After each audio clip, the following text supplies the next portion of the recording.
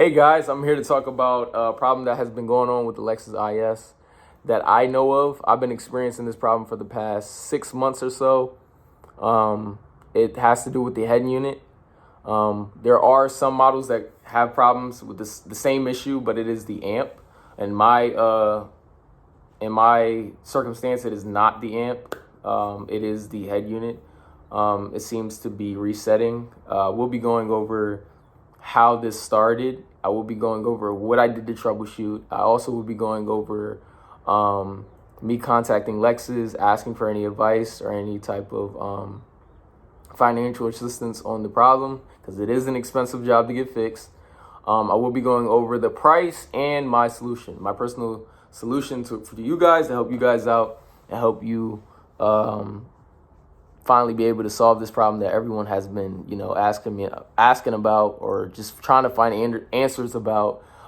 There's been forums made on this stuff. It's been kind of hectic and just crazy. So I'm just going to go over a few things to help you guys understand my own issue and what's going on.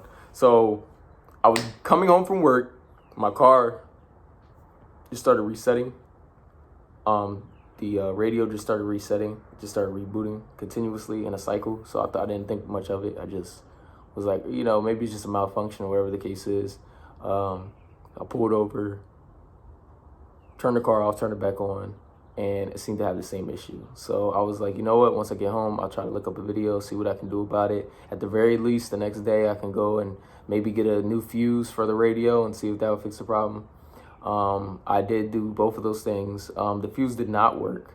I also tried resetting the battery, disconnecting the battery, waiting 30 minutes, and that did not work. That did not work either. So I went on the Lexus forums, and I did see multiple conversations about this issue and this problem that people are experiencing and still experiencing to this day. So my head unit, the face ID is IP10433. That is my faceplate. Everyone's faceplate is different. It's depending on if you use GPS and if you have a Mark Levinson system in your vehicle. You can't just go to any salvage yard or any dump and just throw one in your car. It's not going to work, because it doesn't work like that.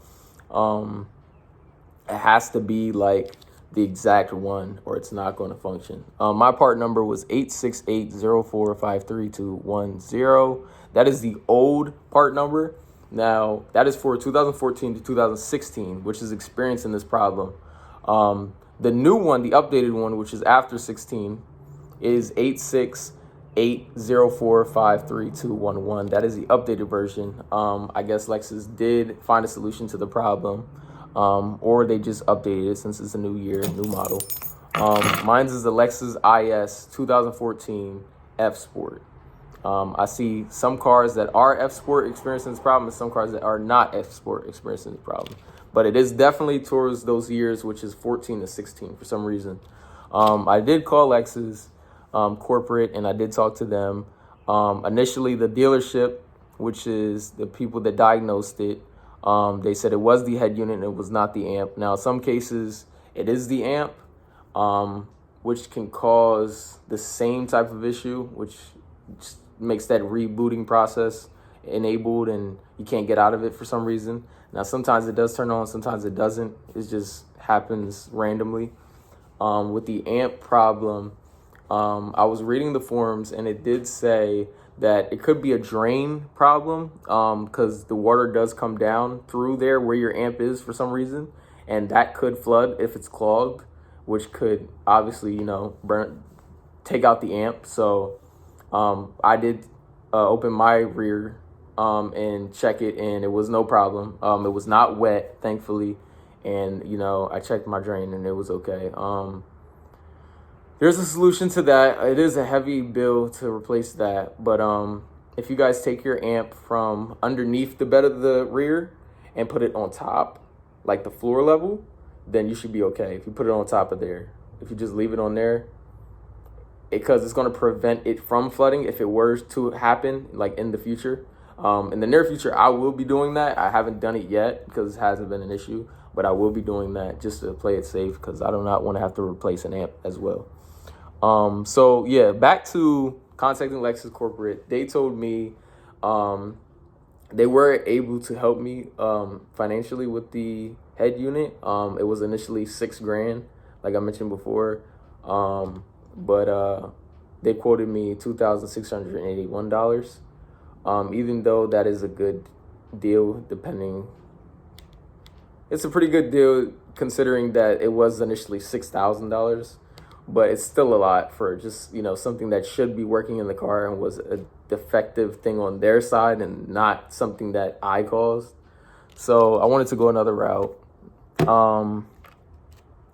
The price of head units differ. You might get one for $500 or $800 depending on whatever model, whatever kind it is. If you want Apple CarPlay or Android Auto. But that is the solution. Just change the head unit. It's going to cost you a lot less money if you just get an aftermarket.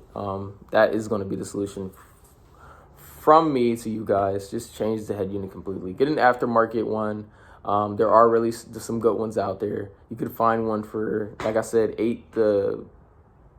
as low as $500 or as high as like $900. So depending on, what you like and, reliability, of course, because you want it to, keep functioning like it's supposed to.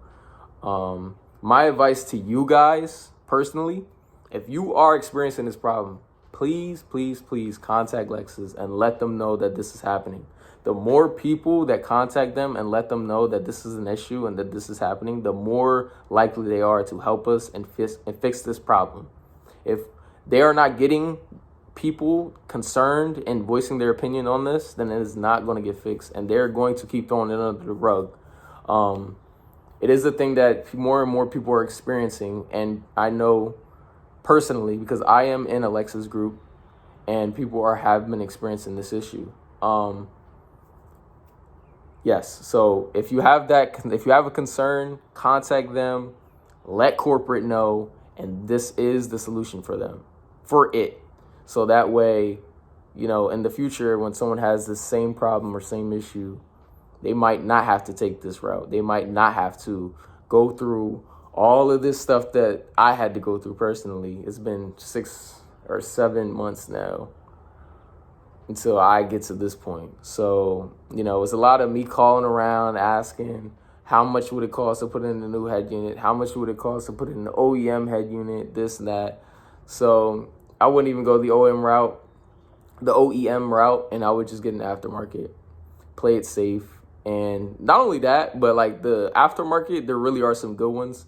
A lot of them are touchscreen, has a lot of different, just a lot of different modes and things that you can really do with it. A lot of them can get really bright. There's just a lot of different stuff out there. So personally, I would just go that route. Thank you guys for watching this video. This is the end of the video. If you could leave a like, if you could leave a comment, and if you want to subscribe, go ahead. I probably will put a video when I do install a new head unit, and just go over the things and go over which one I chose so you guys could order that one too. Probably do just a review of what it is, and yeah. So thank you. Goodbye.